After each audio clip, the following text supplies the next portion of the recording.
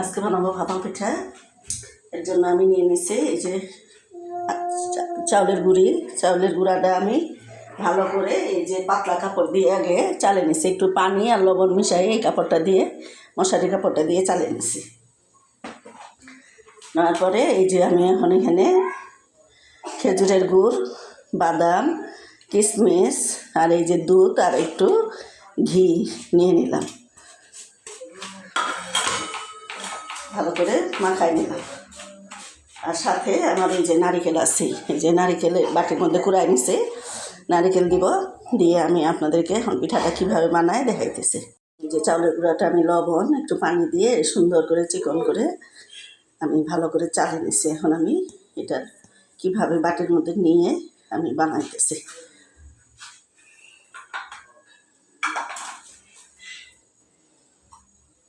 পানি এদিকে আমি পাতিলে পানি গরম দিয়ে দিছি, এই যে এখানে আমি পাতিলে পানি গরম দিয়ে দিছি, এই যে পাতিলে পানি গরম দিয়ে দিছি। এখন আমি আটাটা ঘোলাবো। এই যে বাটির মধ্যে নিয়ে নিলাম, প্রথমে আটা নিলাম, এখন আমি এটা এই যে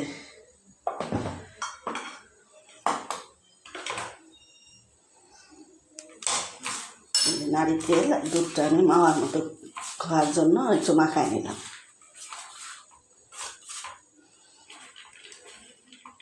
এর মধ্যে বাদামটা দিয়ে দিলাম, দিয়ে দিলাম কিশমিশ, দিয়ে দিলাম খেজুরের গুড়, দিয়ে দিলাম নারিকেল, ভালো করে সবগুলো মাখায় নিলাম।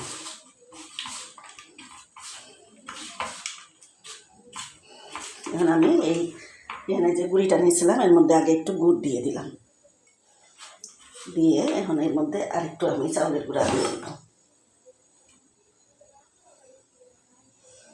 এখন আমি এই জিটা দিয়ে দিব,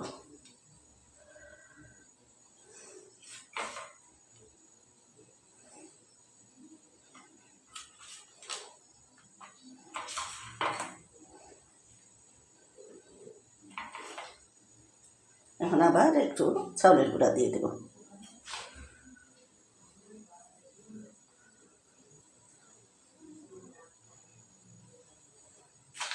চাউলের গুঁড়া দিয়ে দিলাম, এর মধ্যে আবার একটু এই যে এটা দিয়ে দিব, দুধ, নারিকেল, বাদাম।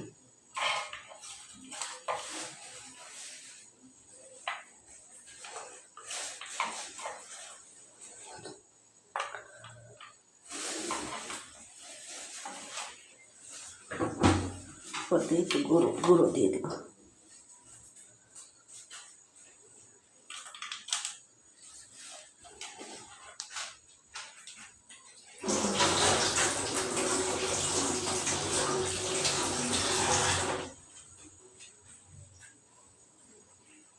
এখন আমি এই যে দানাটা একটু ভালো করে ধুয়ে নিলাম, এই যে নেটের জালিটা একটু ভালো করে ধুয়ে নিলাম।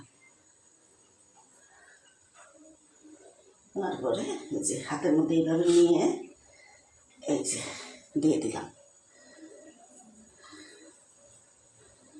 এই যে এইভাবে দিয়ে এখন আমি এই যে পাতিলে দিয়ে দিলাম।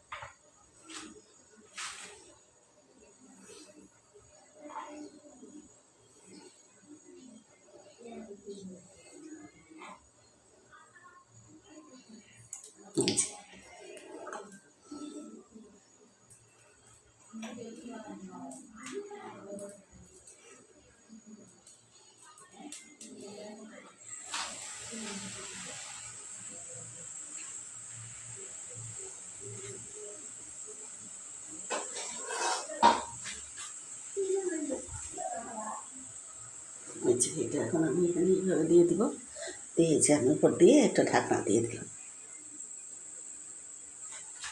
ছোটো ঢাকনা দিয়ে দিলাম।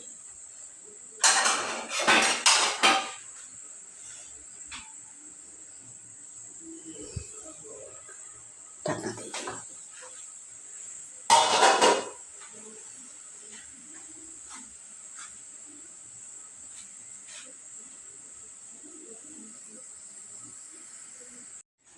পিঠাটা আমার হয়ে গেছে, এখন আমি নামাই নেব।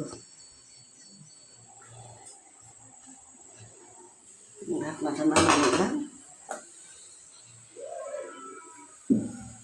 এই যে সিদ্ধ হয়ে গেছে পিঠাটা আমার। এখন আমি এই যে নামাই দিলাম। এই যে আমার ভাপাটা হয়ে গেছে, এখন আমি এটা খাইয়ে দেবো সবাইকে। এরপরে আমি আবার ছোটো ছোটো করে বানাবো।